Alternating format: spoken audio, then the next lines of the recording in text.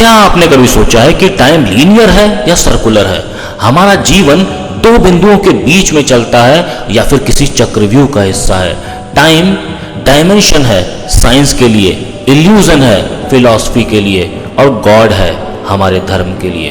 तो आइए आज हम डिकोड करेंगे इसी टाइम को। तो चलते हैं समय की यात्रा पर।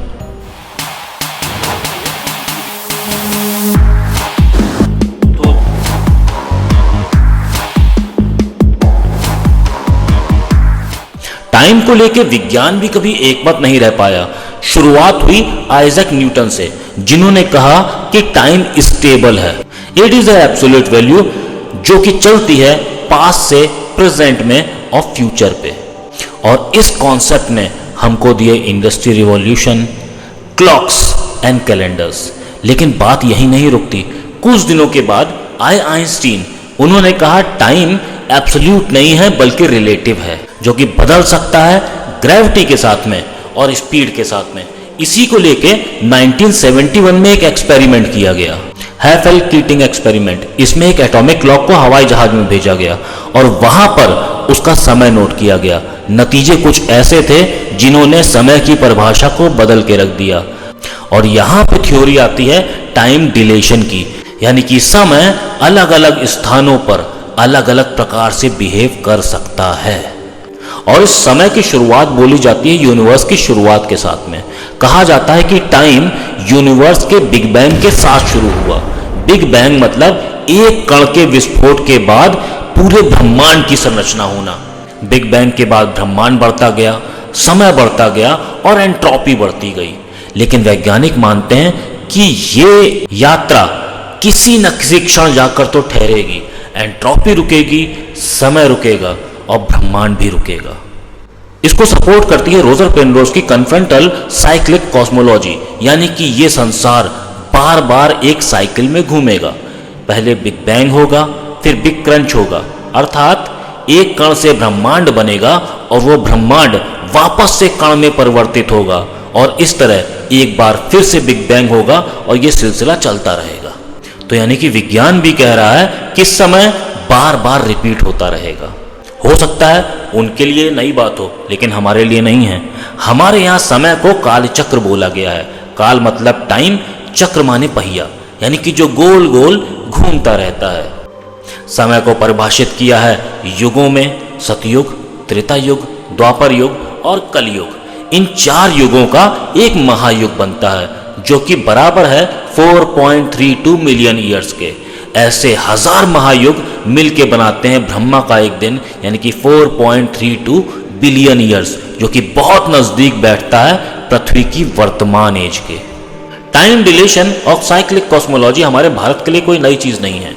हमारे ग्रंथों में इसका जिक्र है। कहा जाता है राजा रैवत अपनी पुत्री रेवती के सुयोग वर की तलाश में ब्रह्मलोक जा पहुंचे। वहां गायन चल रहा था। रैवत कुछ समय के लिए ठहर गए, लेकिन वो कुछ समय धरती पर कई युगों के बराबर था। इसी तरह काकभुशुंडी, कहा जाता है कि काकभुशुंडी ने बहुत सारे महायुग जिए। उन्होंने बहुत सारे सतयुग देखे, द्वापर युग देखे, बहुत राम देखे, बहुत कृष्ण देखे, शायद बहुत आप देखे, बहुत मैं देखे। और वैसे भी गीता में भगवान श्री कृष्ण कहते हैं कि मैं ही काल हूं, मैं ही पालक हूं और मैं ही विनाशक हूं। अब अगर मैं आपसे सवाल पूछूं कि आपको घड़ी देखना किसने सिखाया, आप कहेंगे स्कूल में, कॉलेज में। हमें बताया गया कि जब छोटी सुई 3 पे आएगी और बड़ी सुई 12 पे आएगी तो समय होगा 3। इस तरह से समय को लीनियर सिद्ध किया गया।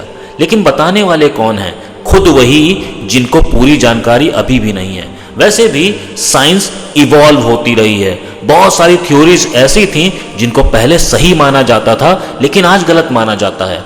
हो सकता है कि भविष्य में कभी ऐसा भी हो जब विज्ञान भी स्वीकार करे कि टाइम लीनियर नहीं बल्कि सर्कुलर है। हो सकता है डेजा वू टाइम ग्लिच का रिजल्ट भर हो, और या फिर हमारे सपने पास्ट, फ्यूचर और इमेजिनेशन के मर्जर हो। क्वांटम लूप ग्रेविटी कहती है कि टाइम स्पेस का रिलेशनशिप लीनियर नहीं है बल्कि ग्रैनुलर है, इसीलिए रिपीटिशन पॉसिबल है। और इसको सपोर्ट देती है रोजर पेनरोज की नोबल विनिंग थ्योरी, जो कि कहती है कि बिग बैंग शुरुआत नहीं थी बल्कि सिर्फ एक ट्रांजिशन था। गूगल और स्टैनफोर्ड डिस्कवरी ने एक आर्टिकल छापा जिसमें कहा गया कि टाइम कैन रिपीट। और अगर हम प्रकृति की बात करें तो ये बात सही साबित दिखाई पड़ती है। दिन के बाद रात आता है, रात के बाद दिन, गर्मी के बाद बरसात आती है, बरसात के बाद सर्दी, सर्दी के बाद फिर से गर्मियाँ। इसी तरीके से हमारी हिंदू धर्म में कहा जाता है कि जीवन के बाद मृत्यु है और मृत्यु के बाद फिर से एक जीवन है। और इसीलिए स्कॉलर्स कहते हैं कि मोक्ष जीवन से मुक्ति नहीं बल्कि समय से मुक्ति है। तो शायद समय एक सीधी लाइन में नहीं है, यह अलग अलग रूप में, अलग अलग रंग में हमको चक्रव्यूह में नचाता रहता है। हो सकता है ये वीडियो आपने पहले भी कभी देखा हो किसी और काल में। तो अगर आज का वीडियो आपको सोचने पे थोड़ा मजबूर करता है, एक गहन चिंतन में लेके जाता है, तो लाइक करिएगा और कमेंट ज़रूर करिएगा कि आप क्या सोचते हैं, टाइम लीनियर है या फिर सर्कुलर। और ऐसी बहुत सारी बातें जानने के लिए मेरे चैनल को सब्सक्राइब करके बेल आइकन दबा दीजिएगा। मिलते हैं किसी अगले व्लॉग में किसी अगली जानकारी के साथ।